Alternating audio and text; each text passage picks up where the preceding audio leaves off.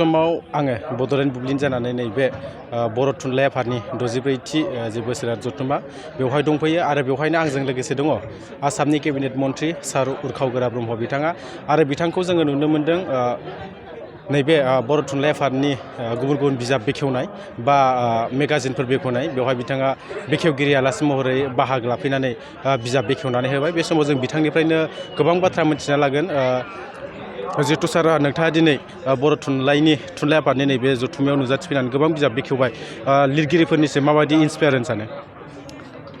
दिनै 64थि बर' थुनलाइ आफादनि जथुम्मा डिमाकुसियाव जादों। गुबैयै आङो बेखौ दैमाकुसि होननाय मोनसे जि बिसम्बि दिरुनदों जथुम्माजों लिंक लाखिनानै, दा बेखौ बेखेवनो लेंहरनाय जादोंमोन। लोगोसेयैनो नाथाय बाथौ महाकाब्यम, बाथौ धोरोमनि सायाव लिरनाय आरो मोनसे बर' रावनि बानान खान्थि बेखौ बेखेवनो होनाय जादों। लोगोसेयैनो गासै 80निबो बांसिन बिजाब बेखेवनाय जादों बेवहाय। बिजाबखौ बेखेवनो मोननानै आं मोजां मोनदों। बिजाबफोरनि कुवालिटिफ्रा एक्सटार्नेलि थिगैनो दं, इन्टारनेलि आं फरायबासो बुजिगोन। बर' रावाव 1990 मायथाइनि उनावहाय मोनसे बिजाब दिहुननायनि रिभलिउसन बादि जाबोदों। बयबो बिजाब दिहुनो, इन्डिभिजुवेलिबो, पाब्लिसारबो ओंखारबोदों, कुवालिटियाबो मरलेस एसे साबसिन जाबोदों। बिनि गेजेराव मोजांथार बिजाबबो ओंखारबोआखै नङा, ओंखारबोदों। नाथाय जेंनाया बेनो जे जोंनाव फरायग्रानि अनजिमाया जोबोद बाङायबो जाबोगासिनो दं गोदोनि तुलनायाव। जुदि 1000 कपि दिरुनोबा 100 जनबो फरायग्रा गैया दिनैनि दिनाव। थ' लिरगिरिफ्रा खुनु खारनाव थुलुंगा मोना जेरैबो।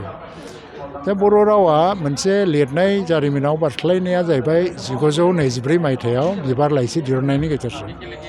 आरो दिनै जे बर'आ मोनसे भाषिक गस्ति जादों, लेंगुवेस्टिक कमिउनिटि, आरो बै जार्नेलफ्रा दिरुनामोनब्ला बर'आ मोनसे रिटेन लेंगुवेज जायामोन। रिटेन लेंगुवेज जायामोनबा मोनसे भाषिक गस्ति बा मोनसे लेंगुवेस्टिक कमिउनिटिबो जायामोन। थ' गोदोनि बर'फोरखौ जुदि नायो जे दिनै गवालपारानि बर'फोरनि रावखौ कामरुपनिया बुजिया, कामरुपना दरंनिजों बुजिलाया, एबा नोङो दैखंखलारिनि बर'फोरनि रावखौ जों बुजिया। थ' कमिउनिकेसनानो प्रब्लेममोन। आरो मोनसे गथा हारि नङा मोनसे साननाय फैयोमोन बे समाव बर'खौनो।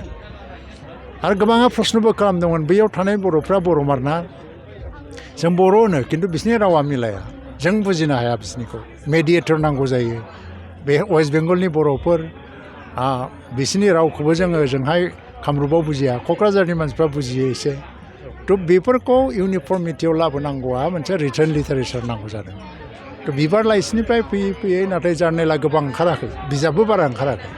नाथाय बे जेब्लानाखि मिडियाम अफ इन्सट्राक्सन जाफैयो अब्ला बर'फ्रा गासैबो मोनसे इउनिफर्म लेंगुवेजखौनो फरायनो हमबाय। दिनै फैयै फैयै फैयै बर' मिडियामजों फरायबोनाय जेनेरेसना फैनानै गार्जेन जाफैबाय, जोंबादि 65 इयार्सआव आगान होफैबाय आरोखि दिनै।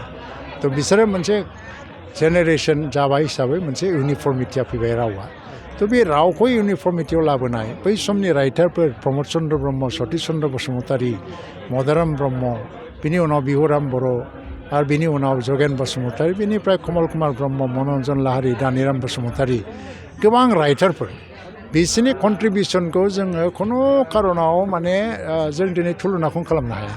जों दिनै दुगा दुयो जों ओरै मावदों, जों जेबो मावाखै। बिसोर जुदि मोनसे फ्रेमवार्कखौ बानायलाङामोनबा बर' रावनि, जों दिनै बेबायदि बर' रावखौ मोना। ओंखायनो जों बिसोरखौ सिबिनांगोन। आरो दिनै बर' रावा 8 सिडुलाव फैदों, खिन्थु रिडार्सफोरनि संख्या खमायलांबाय। बर' रावखौ गुबुन हादोरनिफ्राय फैनानै रिसार्च खालामनो हमदों, नागिरदों, बर'नि सोमोन्दै मिथिनो लुबैनाया बांदों, नाथाय बर'खौ लानानै इन्टारेस्टआ बर'नावनो खमायलांबाय थादों। थ' बेवहाय खामानि मावनांगौ दङ। जोंनि हारियाव दिनैसिमबो माने मख'जानाय हिस्ट'रियान गैया। हिस्ट्रि फरायो, हिस्ट्रि स्टुडेन्ट दं, हिस्ट्रिनि टिचार दङ, नाथाय हिस्ट'रियान गैया, हिस्ट्रि राइटार गैया।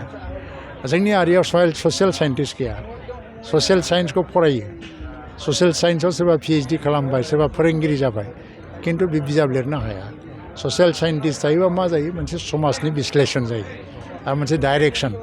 हिस्ट'रियान थायोबा मा जायो, हिस्ट्रिखौ जोंनि अन वे जों डिसक्राइब खालामनो हायो। दिनै ब्रह्मपुत्रनि हिस्ट्रिया गुबुन रावजों लिरनायखौ फरायनानै जों मिथिगौ।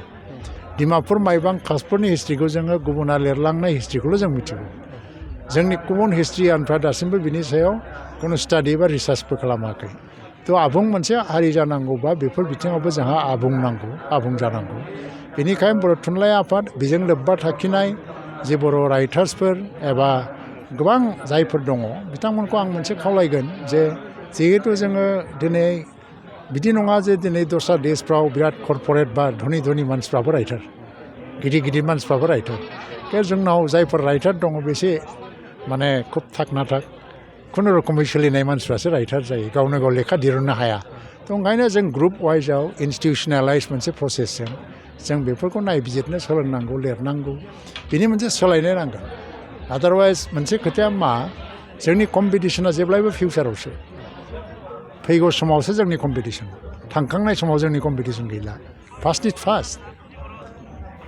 फार्स्ट माने मोनसे खोथा दं rivers never go reverse forget your past focus on your future स' try to live like a river दैमा दैसाया मालाबाबो उल्था गिदिङानो ओंखायनो जों दैमा दैसा बायदि थांनानै थानो नाजानांगौ सिगांथिं बोहैलांनाय सिगांखौ दोनथ' सिगांखौ जों मिथिनांगौ सोलोंनांगौ रोंनांगौ नाथाय फकासआ जोंना फिउचाराव थानांगौ थ' फिउचारिस्टिक माखासे एजेन्डा लानानै आवगायलांनांगौ दिनै जथुम्मायाव फैनानै जोबोद मोजां मोनबाय आरो फैबावगोन जिहेतु सार जोंनि बर'फोरनि गेजेराव लाइमोनफोरनि गेजेराव गोबां बानान खान्थिखौ लानानै सावरायनाय जायो माबायदि बिथांमोननो जोङो डिक्सनारि दिहुननांगौ होननानै बर' थुनलाइ आफादा दिहुननानै बिथांमोननो बानान खान्थिनि सायाव गियान होनांगौ होननानै नोंथाङा सानदों बर'नि बानान खान्थिनि थाखाय डिक्सनारि नाङा बानान खान्थि नांगौ दा दिनै बर' थुनलाइ आफादा दिरुनदों बेखौनो बर' रावनि बानान खान्थि खिन्थु जोंना मा ससियेल मिडियानि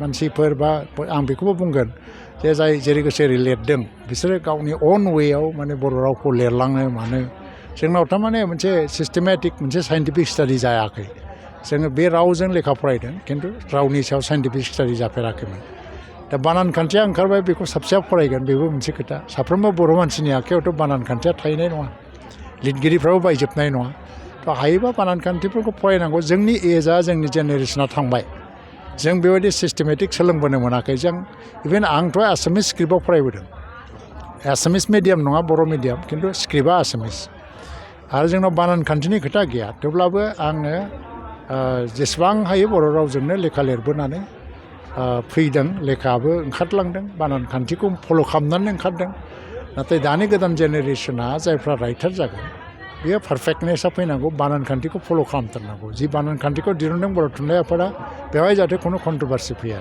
जोंनाव मोनसे टेन्डेन्सि नुयो मा बर' थुनलाइ आफादनिफ्राय माबाफोर दिरुननानै बुङो जे नैबेसो खान्थिया थ' बेखौ इमिडियेटलि सोरबा इन्डिभिजुवेलाबो चेलेन्ज खालामो आं मानिया बेखौ बे ओरैसो जानांगौ आं ओरैसो बाहायगोन थ' बे मोनसे इउनिफर्मिटिनि आंखाल जादों बे समाव नोंथांमोना सारखौ सिनायखायो बिथाङा सासे आसामनि केबिनेट मन्थ्रिल' नङा मोनसे समनि बिथाङा एमपिबो आरो बिथाङा मोनसे समाव बर' थुनलाइयाव बिथाङा साहित्य एकाडेमि बान्थाबो मोननो हादोंमोन बिथांनिफ्राय जोङो बानान खान्थिनि सोमोन्दै आरो इयुन जोलैफोरनि जि बिजाब दिहुननाय लिरनायाव गोबां इन्सपिरेसन होनायखौ जोङो नुनो मोन्दों बे समाव सारनिसिम जोङो बड'लेण्ड बुब्लि जानानै साबायखर बावबाय गोजोन्थों